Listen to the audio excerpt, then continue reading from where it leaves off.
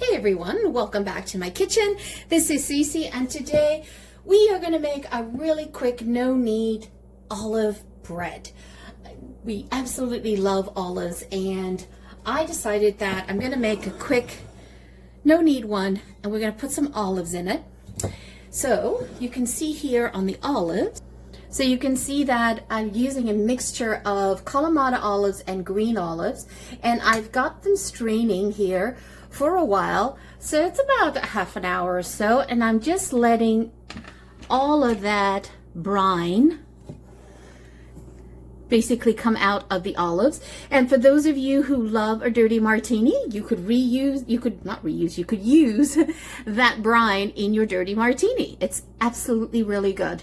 So what I have here is I have about 2 cups of olives, so just let that hang for a side. I found it's just so much easier buying the ones that are pre-sliced.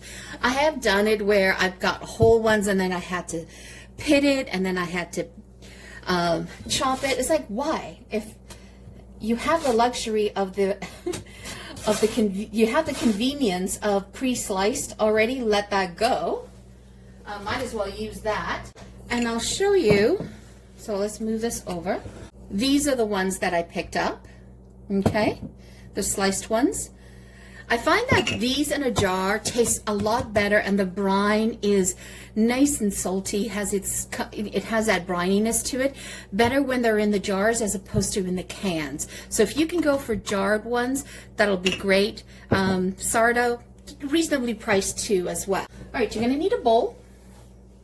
You're gonna need 3 cups of flour. Now, I'm using bread flour. In Canada, I always use bread flour. I highly recommend if you're in the States to use the bread flour. It's just that you're looking for a 13 to 14% protein in your flour. And in Canada, our bread flour has that high protein. In the States, the all-purpose flours tend to be much lower. They tend to be in the 10 to 12 range.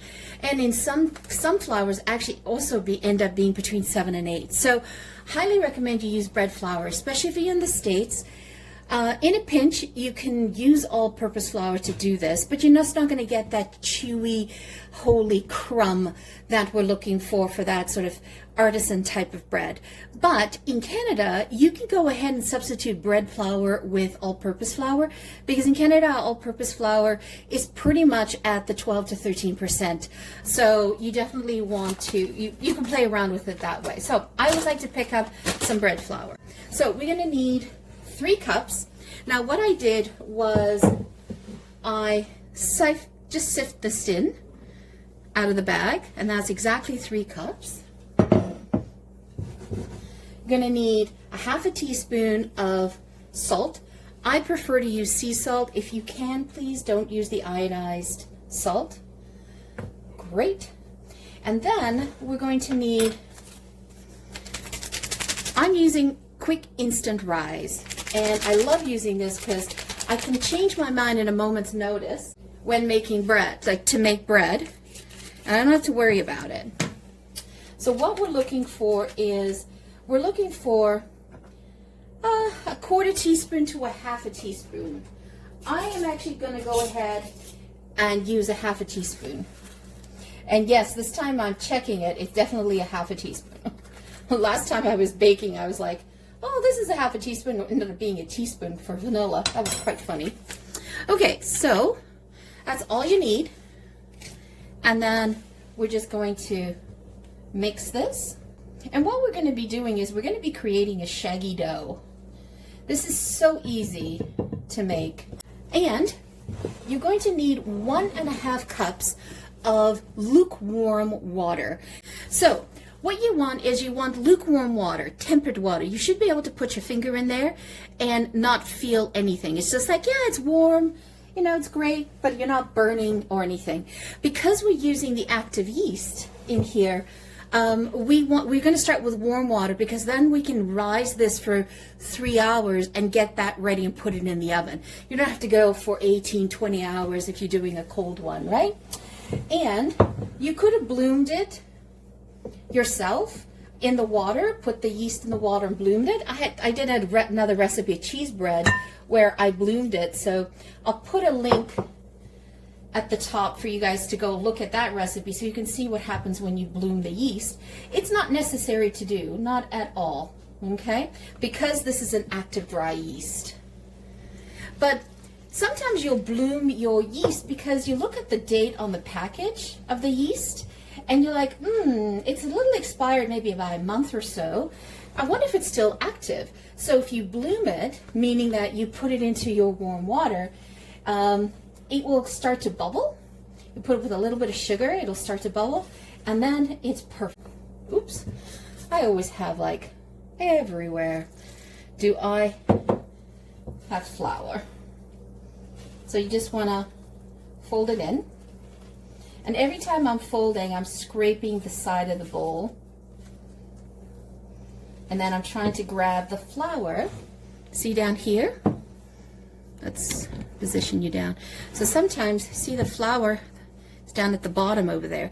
So you want to grab that as you're mixing all of this. And depending, you know, sometimes you might need to put a little bit more water or a little bit less water, depending on the temperature in your kitchen. If it's too hot, if it's too cold. So you can judge it just a little bit. And when you do that, you just do drops at a time. You don't put a whole bunch in, right? So that's it. You just need, that's the shaggy dough that we're looking for. But what we're now going to do is set this aside for a second. And I'm going to grab this and we're going to flour some of the olives. So put some of them in here. I'm going to do about half of it and keep the other half. You'll see what we do with that in a second. And I'm just going to grab just a little bit, maybe 1 or 2 tablespoons of flour. What I'm trying to do here is I'm trying to coat the olives with some flour so they don't all sink to the bottom of the bread. They kind of stay bejeweled within the batter. Okay. Now, let's add that into the batter.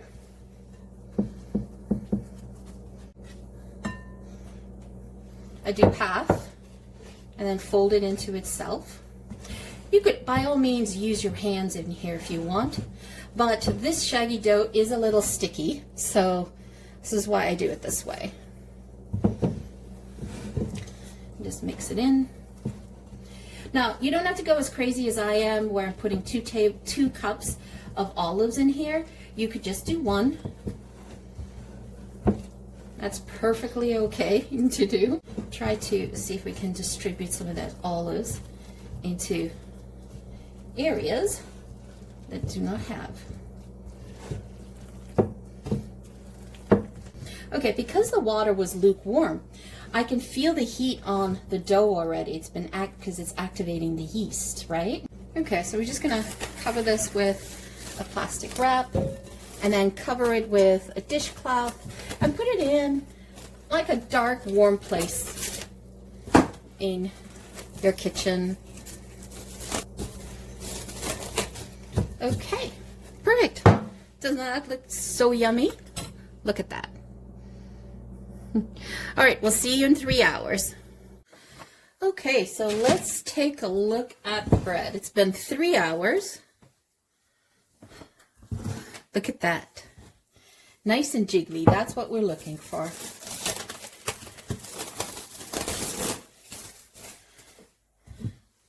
Nice and jiggly. Perfect. Now what I like to do is I like to put a little bit of flour on the top, just because the dough is going to be sticky. And we'll put some on the board as well. The board a little bit.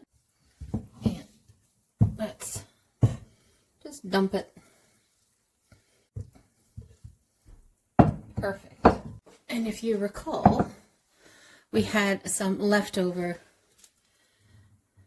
olives. And this is where I kind of put some in now. You can see where I have the dry spot. This should be okay. So I'm sort of just stuffing it in. And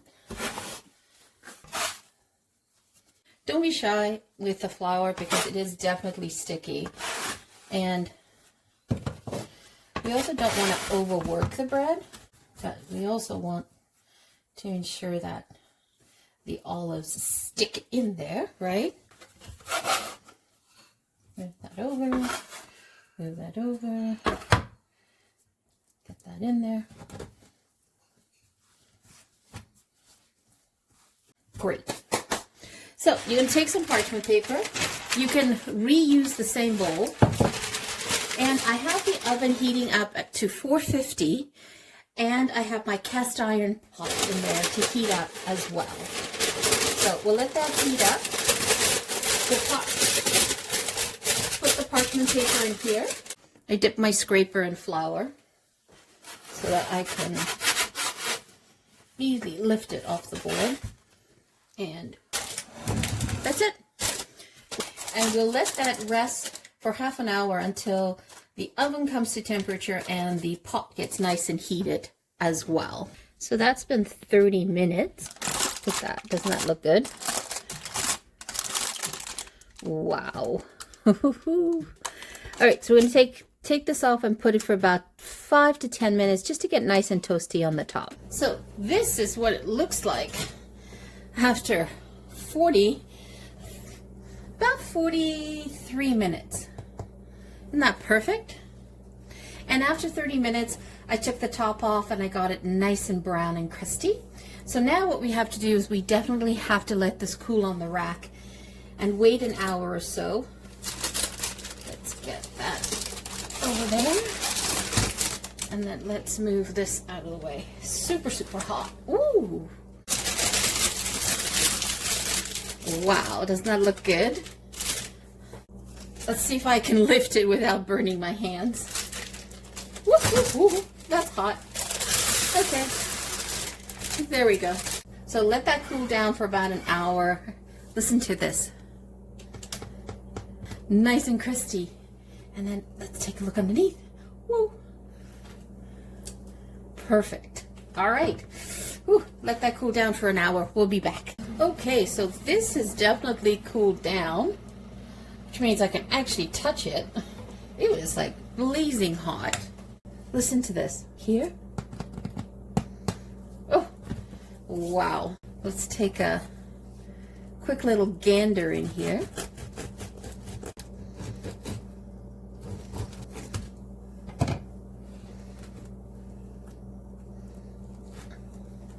Look at that. Just perfect.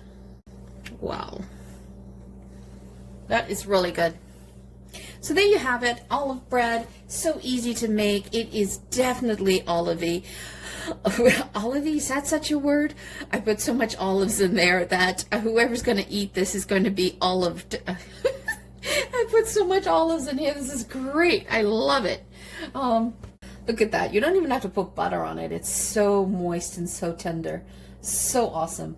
So once again, thank you so much for joining me. Always greatly appreciated. We are trying to grow this channel and we're looking for your support. Hit that subscribe button, hit that like button, help us grow the channel. We're trying to hit 1,000 subscribers in the next couple of months. We greatly appreciate your help. Once again, some gorgeous homemade bread, some olive homemade bread, very artisan, so yummy. Take a try. It's so easy to make and you cannot go wrong with this. Wow, so good. Once again, thank you so much for joining me. Always greatly appreciated. Have a fabulous day. Ciao for now. Don't forget to hit subscribe.